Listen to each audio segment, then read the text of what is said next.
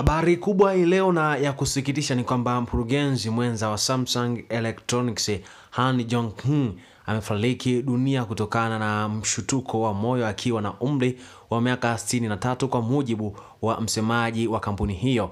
Han alikuwa makamu mwenyekiti wa mkurugenzi mtendaji wa Samsung tangu 2022 akiongoza biashara ya vifaa vya electronics na simu. Kifo chake kinamwacha Jun Young-hoon aliyeteuliwa wiki iliyopita kama mkurugenzi mtendaji pekee wa kampuni hiyo. Katika ujumbe wa ndani ya Samsung ilitangaza Han kama kiongozi aliyejitoa kwa zaidi ya miaka 37 ya maisha yake kuifanya kampuni hiyo kuwa kinara wa sekta televisheni duniani. Pia alichangia ukuaji wa kampuni licha ya changamoto za kibiashara. Kifo cha Han kimekuja wakati mgumu kwa Samsung ambayo inakabiliwa na ushindani mkali kwenye sekta ya chip.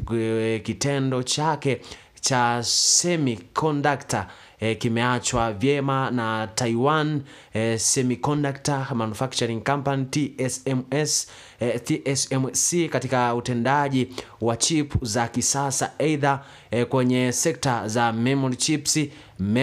Samsung imepoteza nafasi kama SK Hynix kwenye teknolojia ya high bandwidth memory HBM inayotumiwa na Nvidia kwenye vifaa vya AI.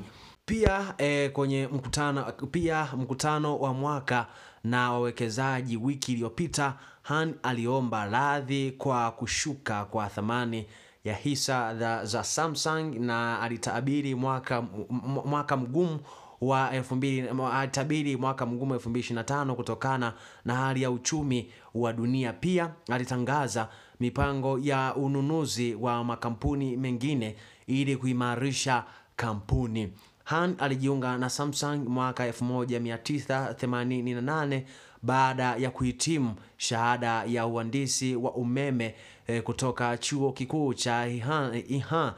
Alikuwa muhimu katika kuzindua televisheni ya LED na Samsung ambazo zilisaidia kampuni kudumisha uongozi wake wa kiteknolojia. Mpaka hivi sasa